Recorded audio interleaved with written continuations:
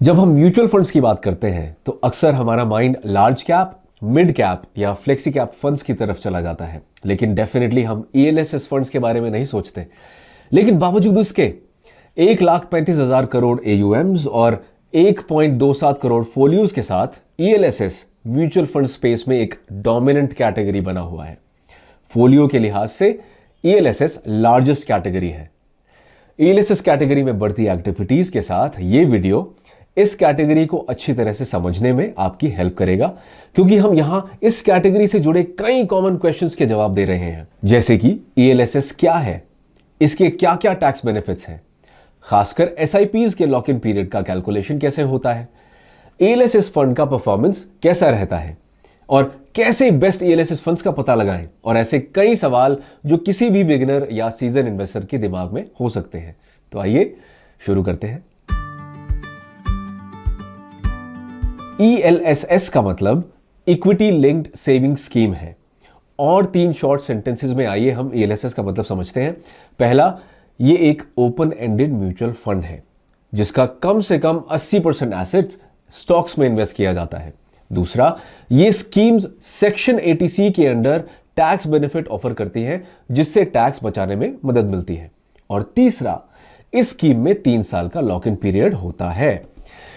Tax saving के लिहाज से ईएलएसएस का competition PPF, NPS, tax saving fixed deposit, national saving certificate जैसे प्रोडक्ट्स हैं। इक्विटी फंड्स की तरह ईएलएसएस का रास्ता भी उतार चढ़ाव वाला होता है, जिसकी भरपाई इसके ज्यादा रिटर्न से हो जाती है। ईएलएसएस में किए गए इन्वेस्टमेंट पर इनकम टैक्स के सेक्शन 80C के तहत टैक्स बेनिफिट मिलता है। हालांकि इसमें इन्वेस्टमेंट के लिए कोई अपर लिमिट नहीं है, लेकिन इनकम टैक्स रूल के अकॉर्डिंग मैक्सिमम 1.5 लाख के इन्वेस्टमेंट पर ही टैक्स बेनिफिट मिलता है। इनफैक्ट ये 1.5 लाख एक एग्रीगेटेड नंबर है, जिसका मतलब है सेक्शन 80C के डिडक्शन में provident fund, national saving certificate, life insurance premium जैसे दूसरे प्रोडक्ट्स भी आपके इन्वेस्टमेंट पे शामिल हैं। कुल मिलाकर ईएलएसएस एक सबसे प्रेफर्ड टैक्स सेविंग ऑप्शन बना हुआ है, जो इंडियन इन्वेस्टर्स की बढ़ती मैच्योरिटी को दिखाता है, जो ईएलएसएस को ना सिर्फ एक टैक्स सेविंग टूल के रूप में देखते हैं, बल्कि एक वेल्थ बिल्डिंग टूल के रूप में भी देखते हैं। टैक्स सेविंग वाले सभी इन्वेस्टमेंट प्रोडक्ट्स में लॉक इन पीरियड होता ही है। एग्जाम्पल के लिए नेशनल सेविंग सर्टिफिकेट और टैक्स सेविंग फिक्स्ड डिपॉजिट में 5 साल का लॉक इन है, पब्लिक प्रोविडेंट फंड का लॉक इन 15 साल है, और एनपीएस में इन्वेस्टमेंट को सिर्फ रिटायरमेंट के टाइम ही निकाला जा सकता है। लेकिन कंपैरेटिवली ईएलएसएस कैटेगरी का लॉक इन पीरियड सबसे कम है। इस कैटेगरी के सभी फंड्स में मिनिमम होल्डिंग पीरियड 36 महीना है। उसके बाद ही इन फंड्स की यूनिट्स को रिडीम किया जा सकता है। एग्जाम्पल के लिए, अगर आप 1 जनवरी 2018 को किसी ईएलएस फंड के 100 यूनिट्स में इन्वेस्ट करते हैं, तो आप इन 100 यूनिट्स को सिर्फ 3 साल बाद ही रिडीम कर सकते हैं, यानी 1 जनवरी 2021 को या उसके बाद। अब कई इन्वेस्टर्स को एक कंफ्यूजन ईएलएसएस कैटेगरी में एसआईपी या सिस्टमैटिक इन्वेस्टमेंट प्लान्स के ट्रीटमेंट को लेकर होता है। आइए हमारे एग्जाम्पल को आगे बढ़ाते हैं, और इस बार हम एक ईएलएसएस फंड में हर महीने 1,000 रुपए का एसआईपी शुरू करते हैं। तो मान लीजिए फर्स्ट इंस्टॉलमेंट 1 जनवरी 2018 से शुरू हो रहा है। इस तरह 1,000 रुपए 1 जनवरी को इन्वेस्ट किया जाता है, फिर और 1,000 रुपए 1 फरवरी को, और फिर 1 मार्च को और इन्वेस्ट किया जाता है, और ये जारी रहता है। एसआईपीज के साथ याद रखने वाली बात यह है कि हर ट्रांजैक्शन, हर इंस्टॉलमेंट को 36 महीने का होल्डिंग पीरियड रूल कैलकुलेट करने के लिए इंडिपेंडेंट माना जाता है। इसका मतलब है कि 1 जनवरी 2018 को अलॉट हुई यूनिट्स 36 महीने के होल्डिंग पीरियड रूल के अकॉर्डिंग 1 जनवरी 2021 को ही रिडीम हो सकती है, और इसी लॉजिक से 1 फरवरी की परचेज से अलॉट की गई यूनिट्स 1 फरवरी 2021 को रिडीम होगी, और इसी तरह ये साइकिल चलती है। अब प्रैक्टिकली किसी महीने में रिडेम्पशन के लिए कितनी यूनिट्स अवेलेबल हैं, इसका ट्रैक रखना थोड़ा मुश्किल हो सकता है, और ईएलएसएस के केस में यह सामान्य है, चाहे आप लमसम इन्वेस्ट कर रहे हो या एसआईपीज के रास्ते। लेकिन जब आप ईटी मनी ऐप के जरिए किसी ईएलएसएस फंड में इन्वेस्ट करते हैं, तो अच्छी बात यह है कि हमारा प्लेटफॉर्म रिडीमेबल और नॉन रिडीमेबल पार्ट का ट्रैक रखता है। इसलिए जब आप ईटी मनी ऐप पर किसी ईएलएसएस फंड में रिडेम्पशन प्रोसेस के लिए जाते हैं, तो हम एक्चुअली तब ये डिस्प्ले करते हैं कि आप कितनी यूनिट्स रिडीम कर सकते हैं और उसका अप्रॉक्सीमेट अमाउंट क्या होगा। ELSS एक म्यूचुअल फंड है और सभी म्यूचुअल फंड्स की तरह इस फंड में भी रिटर्न की गारंटी नहीं होती है और ये नॉन गारंटी पार्ट कुछ लोगों को निराश कर सकता है। लेकिन टॉप स्कीम्स को एग्जामिन करने से पता चलता है कि इस कैटेगरी ने लॉन्ग टर्म में बहुत अच्छा परफॉर्म किया है।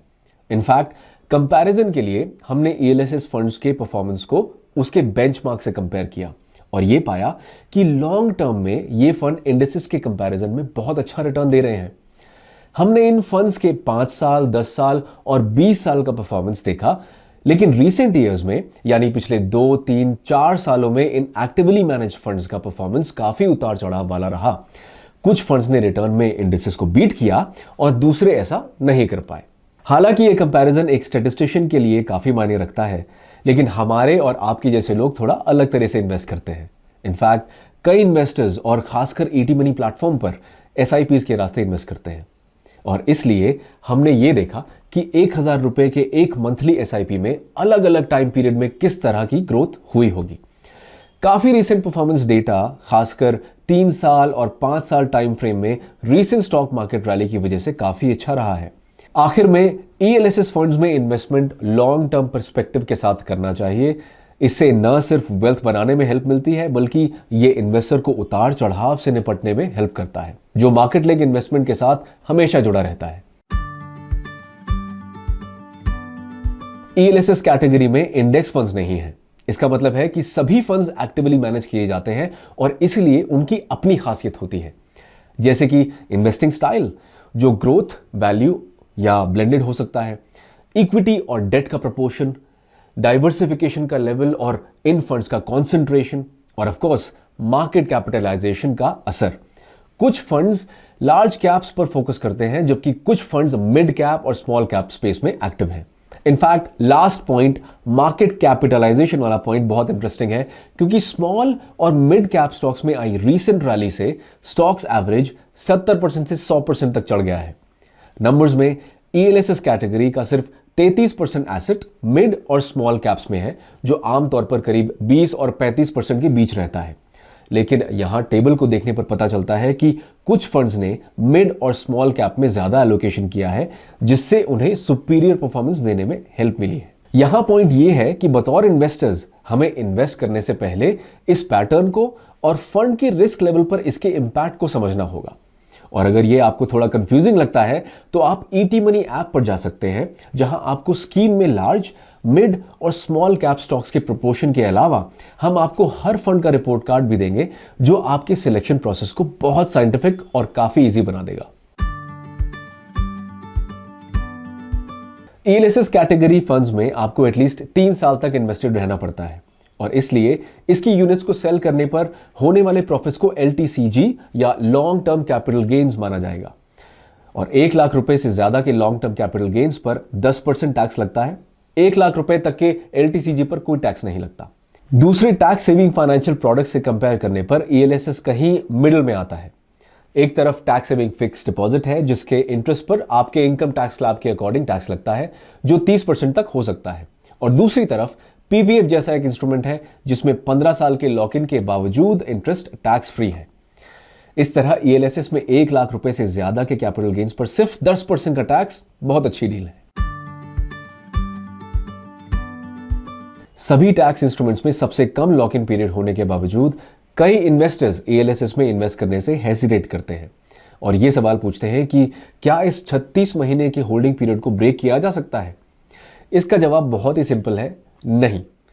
आप 3 साल से पहले ELSS फंड्स के पैसे नहीं निकाल सकते।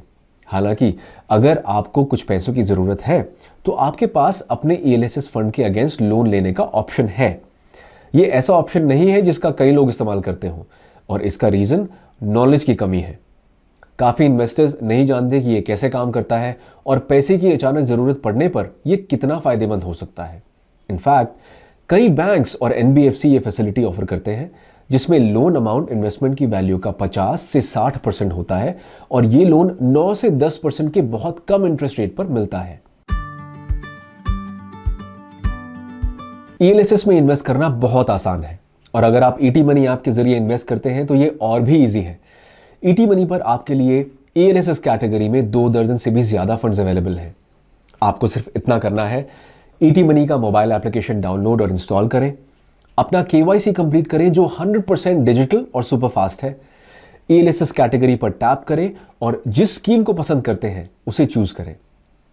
ईटी मनी आपको लमसम और एसआईपी मोड में इन्वेस्ट करने की सुविधा देता है और आप कई बैंक्स और पेमेंट मेथड्स में से चूज कर सकते हैं।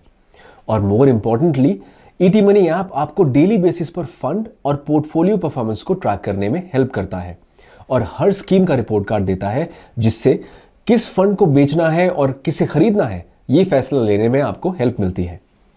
अब ये अक्सर देखा जाता है कि ज्यादातर इन्वेस्टर्स जनवरी से मार्च पीरियड में एएलएसएस में इन्वेस्ट करते हैं, जिसे आमतौर पर टैक्स सेविंग सीजन कहा जाता है। हमारे ओपिनियन में ये ईएलएसएस में इन्वेस्ट करने का सही रास्ता नहीं है और ज्यादा अच्छा रास्ता एसआईपी के रास्ते हर महीने थोड़ा थोड़ा इन्वेस्ट करना है, जिससे न सिर्फ आपके इन्वेस्टमेंट में डिसिप्लिन बना रहता है, बल्कि इससे आपको परचेज कॉस्ट को एवरेज करने में भी मदद मिलती है। रुपी cost averaging long term wealth building के सीक्रेट्स में से एक है। इनफैक्ट इस वीडियो के पूरा होने के बाद हम आपको दूसरा video how to become a multi करोड़पति बाय जस्ट सेविंग टैक्स देखने की सलाह देंगे।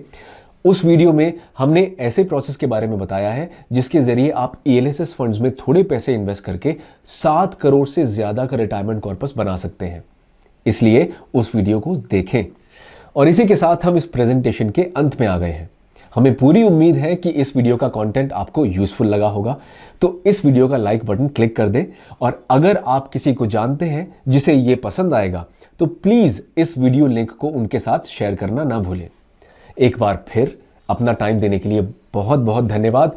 ET money Hindi YouTube channel को सब्सक्राइब जरूर करें और हम नेक्स्ट वीक एक दूसरे इंफॉर्मेटिव वीडियो के साथ आपसे मिलने की उम्मीद करते हैं। Mutual fund investments are subject to market risks. Read all scheme related documents carefully.